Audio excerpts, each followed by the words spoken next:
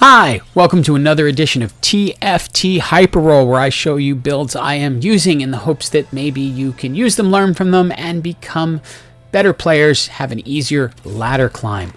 This one started off and I had a couple of redeemed to start with, so I went ahead and just put them out there in the hopes that it would show me some love in the terms of characters, but instead it just gave me a little tiny bit of gold. But I have a general rule I follow. If I have the opportunity to make a Sunfire Cape on a tank character, I am going to take it. So Chain Vest, Giant's Belt, straight onto Leona, and then luckily there was a Syndra sitting there for me, so I could grab a couple of redeemed, and I knew which way I wanted to go in this match. I rolled through, saw the opportunity to silver up the Aatrox, and we were ready to go. Now during this first fight, I just want to again remind you what this channel is all about. It's called Mission4Tution because we are trying to pay for our son's middle and high school tuition.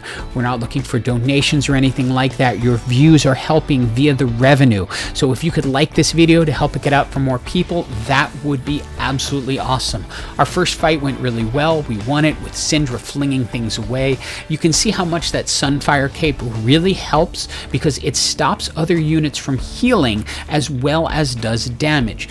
I find it to be incredibly strong on tank characters, especially early in the game, so you can avoid a losing streak. Here I pick up the tier because I'm already thinking about, okay, if I'm going redeemed, I'm building items for vel'koz, and the Spear of Sojin is absolutely an essential vel'koz item.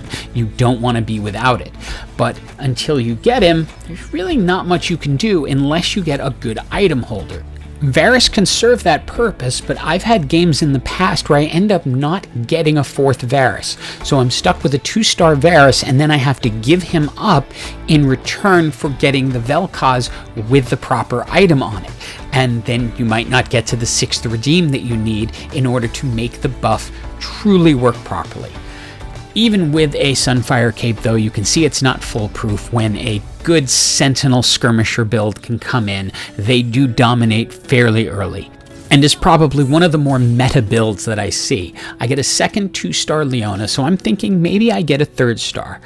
I pick up Brand here because he is actually one of the better item holders for vel'koz. So I'm thinking about putting him in after the NPC round so that I can use him as the item holder for vel'koz. Of course, it depends somewhat on what I get out of this, and I get a spatula. Luck, it always jumps in. As far as Radiant item goes, I was hoping for something that I could put on vel'koz, but I'll take the ZZ Rod Invitation to put on Leona since I'm thinking there's a good possibility I'm going to be able to 3-star her, at what point she's going to become an unstoppable tank. As you can see, that Void Spawn creates a lot of disruption, which allows for our backline to just keep pushing them forward, and Leona with the Sunfire Cape to keep pushing in as well. I would love to get some things out of this, and Negatron Cloak is one of them, and there it is, because that will make the redeem trade. Then a shot at a Needlessly Large Rod, which is an essential vel'koz item as well. This is looking like I could possibly get to 9 redeemed. Either way, I'm going to put this straight onto Brand to bring us up to 6 redeemed to get that additional buff. I'm looking through to see what I can do, and strangely enough, Aatrox is the first one that I can 3-star, but I hadn't built him into a tank or as something that would be particularly strong. But just having him 3-star is good enough, especially with that giant Void Spawn consistently pulling aggro away from my main characters. It's allowing Leona's Sunfire Cape to do a lot of damage, it's allowing Aatrox to push forward, and I'm speeding you through these fights because they're pretty much just the same thing. The Void Spawn is assuming the aggro, it's allowing the rest of the team time to build up strength and to do more damage, and even this, where this person has an incredibly stacked Draven, Syndra's able to fling him to the corner to get rid of him. I grab a Nunu, put it out just to make the front line a little tankier because I haven't picked up the characters I absolutely need at this point to fill it in.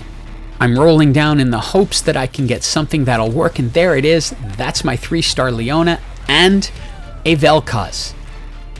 Here I pick up the chain vest because I want to make Leona as absolutely tanky as possible, so putting the Titan's Resolve on her will be the answer I'm looking for. I can sell the brand and then take the brand items and put them onto vel'koz. Pulling a BF sword out of that last NPC round gave me the chance to make the Hextech Gunblade and the Titan's Resolve on Leona, and I'm feeling pretty good about this. I keep Nunu out there just as an additional redeem because the way redeemed work is they each get bonus AP, magic resist, and armor. And as they go down, that gets spread among the remaining characters. So having a 7th redeemed, while it isn't triggering the additional buff, it is adding to the overall advantage being handed to the rest of the team when they go down. Fiddlesticks going in gives us the Mystic buff, so putting him in as an additional redeemed will give the entire team 40 magic resist across the board, which is a pretty high number, especially since most of the teams are going to deal a lot of their damage via magic. And why not make the ridiculously tanky Leona even more tanky when you have the opportunity?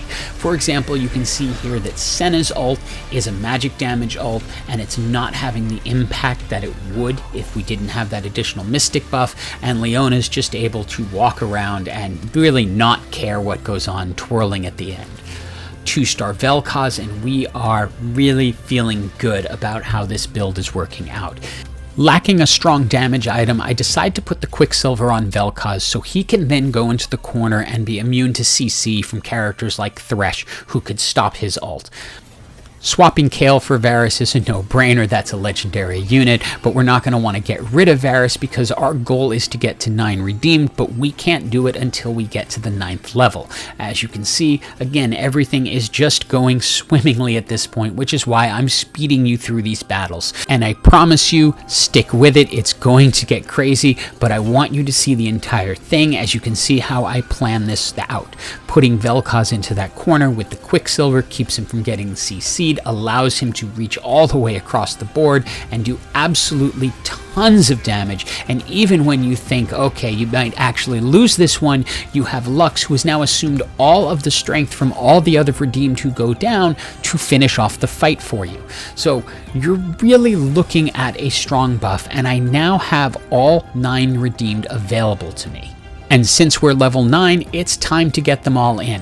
I choose to stick with Fiddlesticks over Ivern because I like having the Mystic buff. That's an important one. I can pick up a Kayle, and then I can grab a Teemo just for money to do a little more rolling, and there it is, a 2-star Kayle ready to go, and a 2-star Fiddlesticks. None of these items are really particularly exciting to me. However, I can give myself a slight buff of AP on vel'koz, so I put it down there. I foolishly move Kayle down there, but she is not going to benefit for it, so that is an absolute mistake at that point. But right now, I'm honestly thinking I'm going to be unbeatable. Here I pick up a Gwen and consider maybe it's time to swap out Fiddlesticks for Gwen as a better Mystic. She is, after all, a legendary unit. The Void Spawn comes in, taunts the entire front line. vel'koz is able to reach all the way across, destroy most of their team. With 9 redeemed, 2 Mystic, 2 Legionnaire, it's really tough to beat. But I should really be thinking ahead because I've been on the other side of this equation. I grab a Teemo for some gold and decide, you know what, I'm swapping the 2-star Fiddlesticks for the 1-star Gwen. And that is probably a pretty big mistake because a 2-star Fiddlesticks is pretty strong, and while Gwen is, yes, a legendary unit, at 1 star she doesn't have that strength yet. But it looks like things are going to be okay as vel'koz takes out this person's Viego as he was trying to convert. With 13 health, I do not want to grab a Teemo to get that rel, because that would bring me down to 12, which would put me just 2 hits away from losing. If I stay at 13, that means I have to lose 3 times. So I'm better off to wait out this round and then pick up the rel from the other side. What I didn't anticipate is that this team was going to break through all my tanks and absolutely wallop me. And now I'm a little bit concerned, and I'm regretting getting rid of that Fiddle. I get a great item right off of that, plus some gold, but Rage Blade on Kale, she just loves that item. It really helps her out. I'm looking for that gold vel'koz. I know that can change everything right now. Sadly, it's not coming this round, so I have to hope that I can get it in the future. Because I didn't buy that Teemo, I have 2 more lives left, because if I lose this, I only lose 6, so I have another shot to get that gold vel'koz. And I know if I can get a gold vel'koz, it really doesn't matter how strong they are. They are running Forgotten Cannoneer, which is going to do a ton of damage, but a gold vel'koz will change everything. So I just need to cross my fingers and hope, but I'll save you the roll time. It didn't happen. So at this point, I just have to shift everything around and really, really hope that I can pull this off. And we'll see what happens right here. Viego gets into my backline, but Syndra flings him away. But the Cannoneer buff is really strong. And even though vel'koz fires a really powerful team down the middle, before I know it, it's 6 against 1, and they're calling GG because there's really not much way for them to lose. However, it is redeemed, and remember how I said that buff gets spread among remaining characters? Well, vel'koz held it all and held on for the win. It was a good try and a good game. Thank you for watching the video. Hope you enjoyed it and have an absolutely awesome day.